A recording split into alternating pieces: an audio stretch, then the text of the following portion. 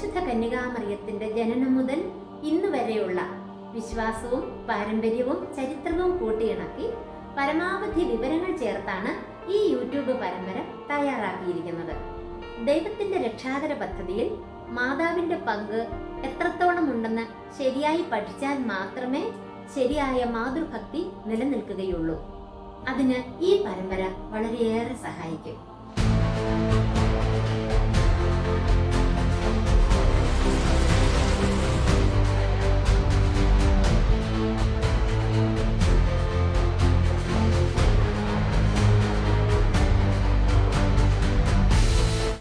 യേശു കർത്താവിലും അവിടുത്തെ വത്സല മാതാവിലും സ്നേഹമുള്ളവരെ, നമ്മുടെ കർത്താവിൻ്റെ ഈ മഹാജൂബിലി വർഷത്തിൽ തമ്പുരാന്റെ രക്ഷാകര ചരിത്രത്തോട് അത്രമേൽ സഹകരിച്ച പരിശുദ്ധ അമ്മയെക്കുറിച്ചുള്ള ഒരു പരമ്പരയെക്കുറിച്ചാണ് അച്ഛൻ നിങ്ങളോട് പറയുന്നത്. പരിശുദ്ധ അമ്മയെ അറിയുക എന്ന് വെച്ചാൽ കർത്താവിനെ അറിയുക തന്നെയാണെന്ന് സഭാപിതാക്കന്മാർ നമ്മെ പഠിപ്പിച്ചിട്ടുണ്ട്. പരിശുദ്ധ അമ്മയിലൂടെയുള്ള കർത്താവിലേക്കുള്ള വഴി ആത്മീയ ആചാര്യന്മാർ നമുക്ക് കാണിച്ചു തന്നിട്ടുമുണ്ട്. ആയതിൻ്റെയൊക്കെ വെളിച്ചത്തിൽ പരിശുദ്ധ അമ്മയെക്കുറിച്ച് മനോഹരമായ ഒരു പരമ്പര ആൻ മരിയ പബ്ലിഷേഴ്സ് പരസ്യപ്പെടുത്തുകയാണ്. എൻ്റെ കർത്താവിൻ്റെ അമ്മ എന്ന പേരിൽ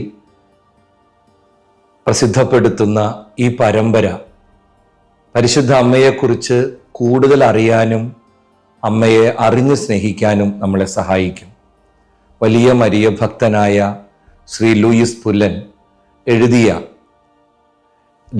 ദൈവമാതാവായ പരിശുദ്ധ മറിയം എന്ന ഗ്രന്ഥത്തെ അടിസ്ഥാനമാക്കിയാണ് ഈ പരമ്പര സൃഷ്ടിച്ചിട്ടുള്ളത്. ഇത് കാണാനും അമ്മയെ കൂടുതൽ അറിയാനും അങ്ങനെ ദൈവത്തെ മഹത്വപ്പെടുത്താനും കർത്താവിൻ്റെ അനുഗ്രഹങ്ങൾ സമൃദ്ധമായി പ്രാപിക്കാനും നമുക്ക് പരിശ്രമിക്കാം. അതിനുള്ള വലിയ കൃപ പരിശുദ്ധാത്മാവ് ഏവർക്കും നൽകട്ടെ എന്ന് ഹൃദയപൂർവ്വം പ്രാർത്ഥിക്കുന്നു, ആശംസിക്കുന്നു. ആമേൻ. പ്രിയ ദൈവജനമേ, ദൈവമാതാവായ പരിശുദ്ധ മറിയമെന്ന പേരിൽ ഞാൻ തയ്യാറാക്കിയ ഒരു പുസ്തകത്തെ അടിസ്ഥാനമാക്കി നമ്മുടെ അമ്മയുടെ ജീവചരിത്രം, വിശ്വാസ സത്യങ്ങൾ, തിരുനാളുകൾ, പ്രത്യക്ഷീകരണങ്ങൾ തുടങ്ങി വിവിധ കാര്യങ്ങൾ ഉൾപ്പെടുത്തി ഒരു യൂട്യൂബ് പരമ്പര തുടങ്ങുവാൻ സർവശക്തനായ ദൈവം ഒരു അവസരമൊരുക്കിയിരിക്കുകയാണ്. ചെറിയ എപ്പിസോഡുകളായി ഒരുക്കിയിരിക്കുന്ന ഈ പ്രോഗ്രാം തുടർച്ചയായി കാണുകയും പരിശുദ്ധ അമ്മ വഴി ഈശോയിൽ നിന്നും അനുഗ്രഹങ്ങൾ വാങ്ങുവാനും നമുക്ക് സാധിക്കട്ടെ. അമ്മ വഴി ഈശോയിലേക്ക് പെട്ടെന്ന് എത്തിച്ചേരുവാൻ ഈ പരമ്പര നമ്മെ സഹായിക്കും. ലോകരക്ഷകനായ ഈശോ നമ്മെ ഓരോരുത്തരെയും അനുഗ്രഹിക്കട്ടെ. പരിശുദ്ധ അമ്മയെക്കുറിച്ച് പറയുമ്പോൾ മനസ്സ് നിറഞ്ഞു കവിയുകയാണ്.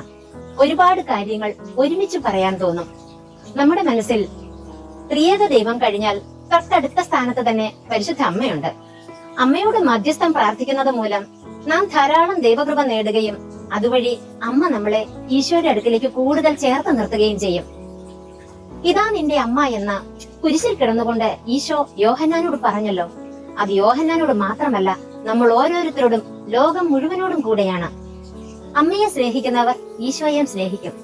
സർവശക്തനായ ദൈവം നമുക്ക് തന്ന ഏറ്റവും വലിയ പുണ്യമാണ് നമ്മുടെ അമ്മ. ലോകം മുഴുവൻ സ്തുതിച്ചു പാടുന്ന പരിശുദ്ധ അമ്മയുടെ ജീവചരിത്രം നോക്കിയാൽ സുവിശേഷങ്ങളിൽ അധികമൊന്നും കാണാനില്ല. കാരണം സുവിശേഷം രചിച്ചിരിക്കുന്നത് ഈശോയുടെ മനുഷ്യാവതാരവും പരസ്യ ജീവിതവും കുരിശുമരണവും ഉത്ഥാനവും വിവരിക്കുന്നതിനും അതുവഴി ദൈവം എങ്ങനെ ലോകത്തെ വീണ്ടെടുത്ത് രക്ഷിച്ചു എന്നും പറയുന്നതിന് വേണ്ടിയിട്ടാണ്. എങ്കിലും രക്ഷാകര ചരിത്രത്തിൽ പരിശുദ്ധ അമ്മയുടെ സ്ഥാനം സുവിശേഷങ്ങളിൽ പലയിടങ്ങളിലും കാണാം. ഈശോയുടെ പരസ്യ ജീവിതത്തിനു മുമ്പും ഉയർപ്പിന് ശേഷവുമുള്ള ചരിത്രങ്ങളും പരിശുദ്ധ അമ്മയെയും യൗസേപ്പിതാവിനെയും കുറിച്ചുള്ള ചരിത്രങ്ങളും ഒന്നും കൂടുതൽ മനസ്സിലാക്കുന്നതിനായി പലപ്പോഴും പല അപ്രമാണിക ഗ്രന്ഥങ്ങൾ അല്ലെങ്കിൽ അപ്പോക്രിഫ ഗ്രന്ഥങ്ങളെ ആശ്രയിക്കേണ്ടതായി വരുന്നുണ്ട്. എന്നാൽ ഇവയിൽ പലപ്പോഴും വ്യക്തത കുറവും വിശ്വാസയോഗ്യമല്ലാത്തതുമായ വിവരണങ്ങൾ കാണുന്നതിനാൽ സഭ അവയെ പ്രാമാണിക ഗ്രന്ഥങ്ങളായി അംഗീകരിച്ചിട്ടില്ല. എങ്കിലും കൂടുതൽ വിശ്വാസ്യമായ ഗ്രന്ഥഭാഗങ്ങൾ ചേർത്തുകൊണ്ട് പരിശുദ്ധ അമ്മയുടെ ജീവചരിത്രം നാം അറിയുകയും അനുഭവിക്കുകയും ചെയ്യാൻ പോവുകയാണ് ഈ പരമ്പര വഴി. അതുവഴി അമ്മയുടെ ആശീർവാദവും ഈശോയുടെ അനുഗ്രഹവും തിരു രക്തത്തിന്റെ സംരക്ഷണവും പരിശുദ്ധാത്മാവിന്റെ അഭിഷേകവും നമുക്ക് ഓരോരുത്തരും ലഭിക്കും. അതിനായി പ്രാർത്ഥിക്കുന്നു. ഈ പരമ്പര മുടങ്ങാതെ കാണുന്നതിനായി നിങ്ങൾ ഇത് സബ്സ്ക്രൈബ് ചെയ്യുകയും തുടർന്ന് വരുന്ന ബെൽ ബട്ടൺ ക്ലിക്ക് ചെയ്യുകയും വേണം. ഇത് ഷെയർ ചെയ്യുന്നത് വഴി നമ്മൾ ഓരോരുത്തരും ഈശോയുടെ സുവിശേഷ വേലയിൽ പങ്കാളികളാകുകയാണ്. സർവശക്തനായ ദൈവം നമ്മെ ഓരോരുത്തരെയും അനുഗ്രഹിക്കട്ടെ.